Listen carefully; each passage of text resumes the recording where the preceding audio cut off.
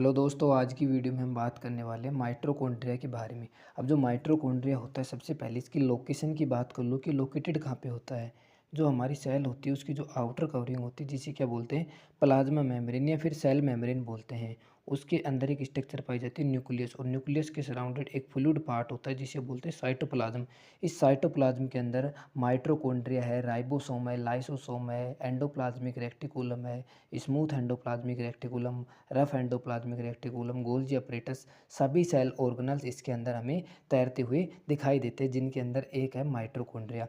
अब जो माइटोकॉन्ड्रिया होता है इसकी दो लेयर होती है, एक हमारी होती है इनर लेयर, दूसरी हमारी होती है आउटर लेयर होती है। अब जो इनर लेयर होती है इसकी सतह पर एक स्ट्रक्चर बनती है जिसे बोलते हैं क्रिस्टी। अब जो क्रिस्टी होती है इसके अंदर एक मैट्रिक्स होता है, मैट्रिक्स जिसे इस मैट्रिक्स के अंदर क्या पाया जाता है, डीएनए हो गया, आरएनए है, इसके अलावा राइबोसोम है, और कुछ एंजाइम्स होते हैं जो इसके अंदर उपस्थित होते हैं। अब माइटोकॉन्ड्रिया काम क्या करता है, ये जो एटीपी होता है यानी एडेनोसिन ट्राइफॉस्फेट जो होता है, इसको सिंथेसिस करता है और स्टोर करने का कार्य करता है। माइटोकॉन्ड्रिया को क्या कहा जाता है, power house of the cell बोला जाता है। क्यों बोला जाता है, क्योंकि जो कोशिका से डाइजेस्ट होकर जो भोजन आता है उसकी जो एनर्जी होती है उसको एटीपी के रूप में कन्वर्ट करता है। देन ये एनर्जी जो होती है बॉडी अपनी एक्टिविटी के लिए यूज करती है। तो ये थी माइटोकॉन्ड्रिया। अगर आपको वीडियो अच्छी लगी हो तो वीडियो को लाइक एंड सब्सक्राइब जरूर करें। हेलो दोस्तों, आज की वीडियो में हम बात करने वाले हैं माइटोकॉन्ड्रिया के बारे में। अब जो माइटोकॉन्ड्रिया होता है, सबसे पहले इसकी लोकेशन की बात कर लो कि लोकेटेड कहाँ पे होता है। जो हमारी सेल होती है उसकी जो आउटर कवरिंग होती है जिसे क्या बोलते हैं, प्लाज्मा मेम्ब्रेन या फिर सेल मेम्ब्रेन बोलते हैं।